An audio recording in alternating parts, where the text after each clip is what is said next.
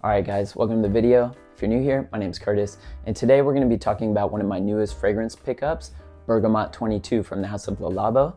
So if you're curious to hear my thoughts and opinions on this fragrance, then let's go. Alright, so here's my bottle of Bergamote 22. So before I jump into the review of this fragrance, I want to talk about a little bit about, my experience with Labo and their fragrances. And, in a previous video, maybe about a month ago, I did a review of Eucalyptus 20. You can check it right there.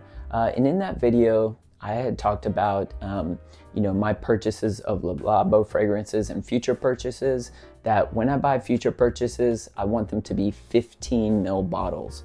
And the reason for that was because, as you guys know, I live here in Japan, and so I'm kind of limited on space, and I keep all of my fragrances in kind of chilled wine coolers, so that way I can keep the temperature set, throughout the year. We don't have central heating or air conditioning in Japan, so, temperatures fluctuate inside the house constantly. So that was one way for me to remedy that situation and to keep temperature constant, so that way I can, really take care of my fragrance as well. And it also kind of helped me to, going with a 15 ml size sample, helped me to kind of save space. However, with that 15 ml bottle of Eucalyptus 20, I also bought a 15 ml bottle of Labo 31. Now, I have burned through that bottle of Labo 31. I think I have maybe like 4 or 5 mils left of that fragrance. I love it that much. I've been hitting that one so hard. And I bought this fragrance like maybe a month ago, a little over a month ago. And that fragrance, actually, I took that fragrance to the wedding that I went to in Fukuoka. And I also made a video about that. So if you missed that video about kind of choosing a fragrance for a Japanese wedding, you can check that one here. But yeah, I ended up choosing that fragrance. And, a little bit about that was when I had arrived at the wedding, I was giving my gift and I was signing the check-in sheet. And the lady who was one of the friends of the bride, she was handling the check-in counter. And so she had told me later, we were sitting by each other at the reception, and she was like, "Oh wow, when you came, you smelled really good." So that was really nice. Compliments are always nice like that. But yeah, it was from Labo 31. But Labo 31 is a 15 ml. I literally have maybe like 4 or 5 mils left. So I've been really burning through that. And with Bergamote 22, you can see that it's not a 15 ml, it's a 50 ml. And my justification and reason behind buying a 50 ml was that, man, if I burn through Labo 31 as quickly as I did, with summer coming up here in Japan, and the fact that I love the smell of this fragrance so much, I will just burn through a 15 ml quickly. So I was like, okay, I'm just gonna go ahead and go with the 50 ml. I know that I'm going to be using this one a ton in the summer, and I really, really enjoy the smell.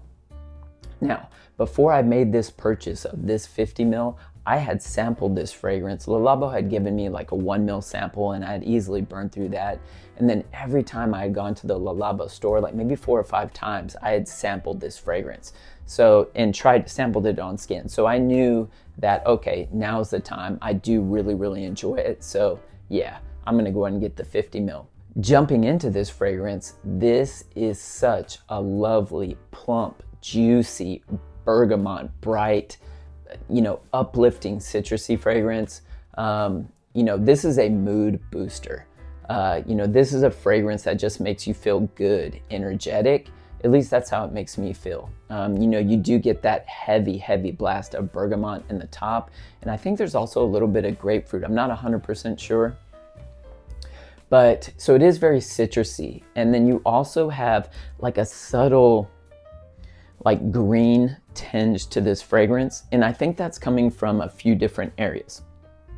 I think that could be coming from like the petitgrain that's in here. There's also a bit of vetiver, I feel like, which is very subtly tucked away into the background of this.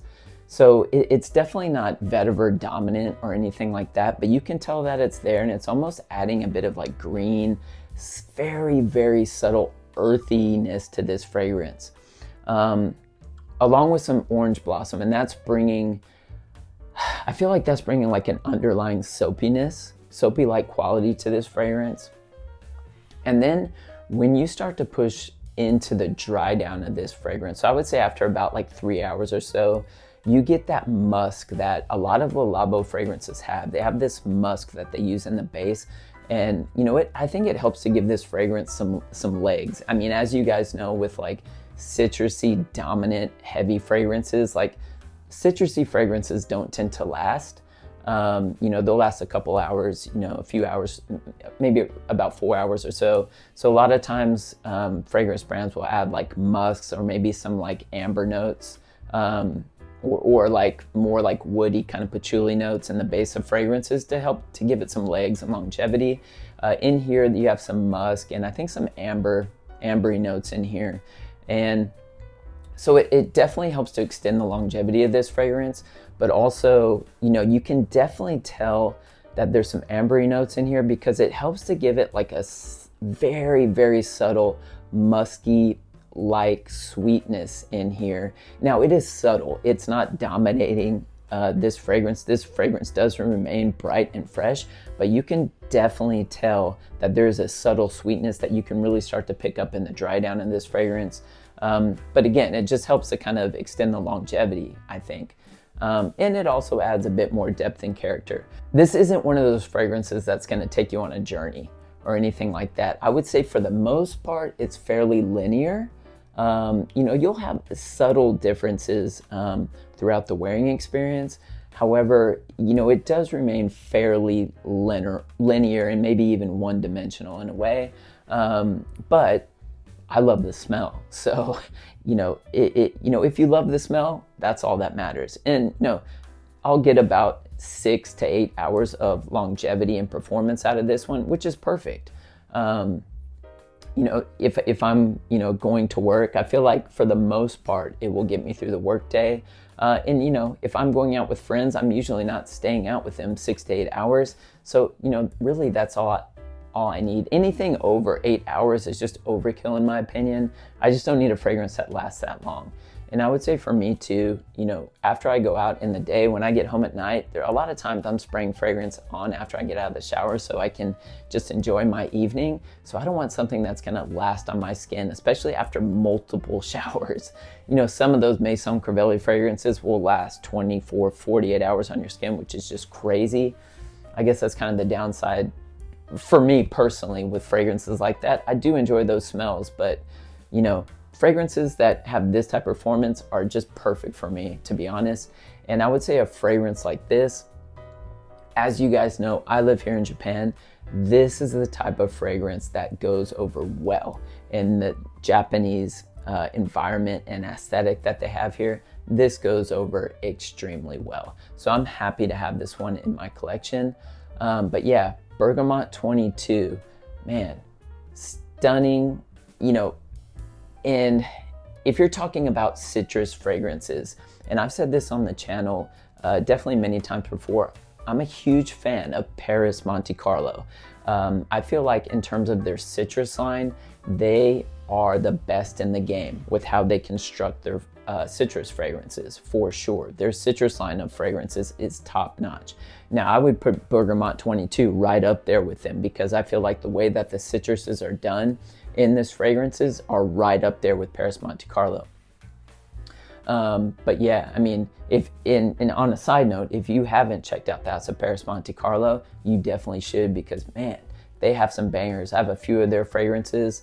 And you know, my favorite rose fragrance, Rose de Tahiti Extrait, the way that they've done the citruses with that rose in there are just stunning, gorgeous. It's like a lemonade-y, kind of rosy, thick, jammy, citrusy fragrance, which is just absolutely stunning. But yeah, Bergamote 22 has that type of quality in the way that the citruses were constructed in here. Yeah, stunning fragrance from beginning to end. And I can see that summer is right around the corner. We're already starting to get those humid temperatures here in Japan. This fragrance is going to get burned. So yeah, that was part of the reason why I justified getting a 50 ml bottle of this, because yeah, this fragrance I may not have any more by the end of summer here. This fragrance will get burned. But anyways, yeah, this is definitely a great fragrance from Labo and definitely one to check out. So if you can, get yourself a sample of Bergamote 22 by Labo. All right, guys, so that's all I have for you for today. Don't forget to like and subscribe if you enjoyed today's content. And let me know down in the comments section, what are your thoughts and opinions on the House of Labo and Bergamote 22? I'd love to hear them. Well, I hope you guys are staying healthy and well, and I'll see you in the next video.